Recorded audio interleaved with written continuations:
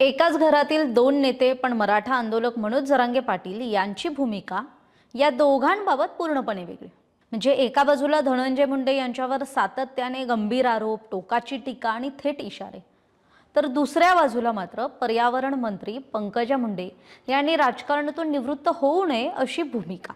मग प्रश्न असा आहे की ज्यांनी काही महिन्यांपूर्वी दोन्ही मुंडे भावंडांवर टीका केली तेच मनोज जरांगे पाटील आता पंकजा मुंडेंबाबत एवढे मवाळ का झाले? आणि धनंजय मुंडेंविरोधातली त्यांची जी आक्रमक भूमिका आहे ती दिवसेंदिवस वाढते किंवा ती कायम आहे? तर हे असं का? हे सगळं समजून घेऊयात या व्हिडिओतून। त्यासाठी हा व्हिडिओ शेवटपर्यंत पहा। नमस्कार, मी कोमल, आपण पाहताय सकाळ। महाराष्ट्राच्या राजकारणातील दोन मोठ्या नेत्यांनी जातीपातीच्या राजकारणामुळे आता राजकारणातून निवृत्त व्हावंसं वाटतंय अशी भावना व्यक्त केली होती। आणि हे दोन नेते म्हणजे मुंडे भावंड, एक म्हणजे पर्यावरण मंत्री पंकजा मुंडे आणि दुसरे म्हणजे त्यांचे चुलत बंधू परळीचे आमदार धनंजय मुंडे। आता या विधानानंतर किंवा या वक्तव्यानंतर राजकीय वर्तुळात मोठी चर्चा सुरू झाली। कारण एका बाजूला पंकजा मुंडे यांचा राजकीय वनवास नुकताच संपलाय, तर दुसरीकडे संतोष देशमुख हत्या प्रकरणानंतर धनंजय मुंडेंना मंत्रिपदाचा राजीनामा द्यावा लागला आणि मग त्यांच्या भोवतीचं जे राजकारण आहे ते अधिकच तापलं। आणि मग मस्साजोगचे सरपंच संतोष देशमुख यांच्या हत्या प्रकरणाने केवळ बीड जिल्हाच नाही तर संपूर्ण राज्याचं राजकारण ढवळून निघालं। मराठा आरक्षण आंदोलन असेल, त्यानंतरचं सामाजिक ध्रुवीकरण असेल आणि या संतोष देशमुख हत्या प्रकरणामुळे मराठवाड्यात मराठा विरुद्ध ओबीसी आणि बीडमध्ये मराठा विरुद्ध वंजारी असा संघर्ष अधिक तीव्र झाल्याचं आपल्याला दिसून आलं। आणि याच काळात मनोज जरांगे पाटलांनी मुंडे कुटुंबावर कठोर टीका केली।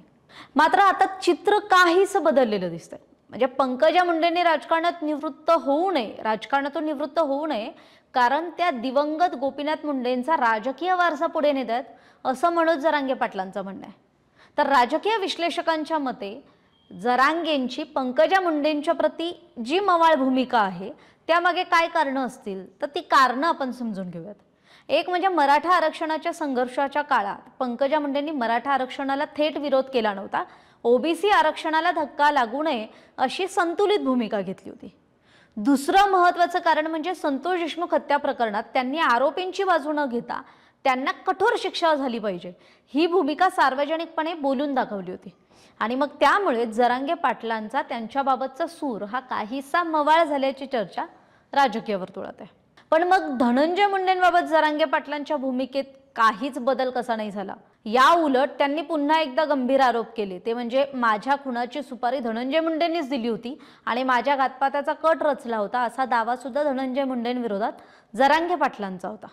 यासोबतच त्यांनी असं देखील म्हटलं होतं की या संदर्भातली माहिती मुख्यमंत्री देवेंद्र फडणवीसांकडे सुरक्षित आहे आणि ती कधीही समोर येऊ शकते। आता या खरं तर वक्तव्यामागची एक महत्त्वाची बाब आहे की हे मनोज जरांगे पाटलांनी केलेले आरोप आहेत। या आरोपांबाबत अजून अधिकृत असं कुठलंही डॉक्युमेंट आलेलं नाहीये किंवा तसा वाईट आलेला नाहीये, तसा निष्कर्ष लागलेला नाहीये। त्यामुळे धनंजय मुंडेंनी जातीपातीच्या राजकारणामुळे जर निवृत्त व्हावंसं वाटत असल्याचं म्हटलं तर त्यानंतर जरांगे पाटलांनी त्यांची खिल्ली उडवली होती। आणि त्यावेळेस काय म्हटलं होतं? उशिरा सुचलेलं शहाणपण। हे कोण कुणाला म्हटलं होतं? तर जरांगे धनंजय मुंडेंना म्हणाले होते। त्यामुळे आता पंकजा विरुद्ध धनंजय मुंडे हे जे होतं त्याला राजकीय संदर्भ पण, म्हणजे मी जसं म्हटलं ना की जरांगेंची भूमिका पंकजा मुंडेंबाबत मवाळ आहे, पण धनंजय मुंडेंबाबत ते अजूनही अग्रेसिव्ह आहे। कारण त्याला पार्श्वभूमी आहे। एक म्हणजे 2019च्या विधानसभा निवडणुकीत पंकजा मुंडेंचा पराभव हा त्यांचेच चुलत बंधू धनंजय मुंडेंनी केला होता आणि त्यानंतर पंकजा मुंडे या काही काळ सक्रिय सत्तेपासून, राजकारणापासून दूर राहिल्या होत्या।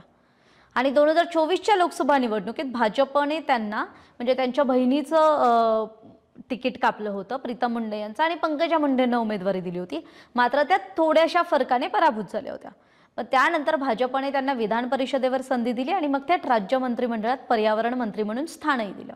त्यामुळे ही सगळी राजकीय पार्श्वभूमी आहे दोघाही भावंडांची, म्हणजे मुंडे भावंडांची।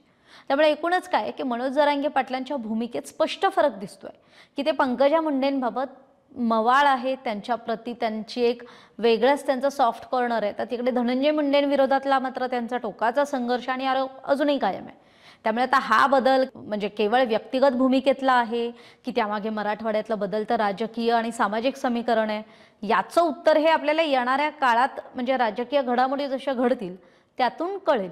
पण या संपूर्ण प्रकरणावर तुमचं मत काय? म्हणजे मनोज जरांगे पाटलांची जी पंकजा मुंडेंबाबतची भूमिका आहे ती राजकीय वास्तवामुळे बदलली आहे की त्यामागे वेगळं समीकरण आहे? तुमचं मत आम्हाला कमेंट करून सांगा. आणि हा व्हिडिओ आवडला असेल तर लाईक करा, शेअर करा आणि सकाळच्या यूट्यूब चॅनलला सबस्क्राईब करून बेल आयकॉन दाबायला विसरू नका. भेटूया अशाच नव्या विषयासह नव्या एक्सप्लेनरच्या व्हिडिओमध्ये. धन्यवाद. महाराष्ट्रातील सर्व बातम्यांचे विश्वासार्ह व्यासपीठ सकाळच्या सर्व सोशल मीडिया प्लॅटफॉर्मला लाईक, फॉलो आणि सबस्क्राईब करा. तसंच सर्व नोटिफिकेशनसाठी बेल आयकॉन प्रेस करायला विसरू नका.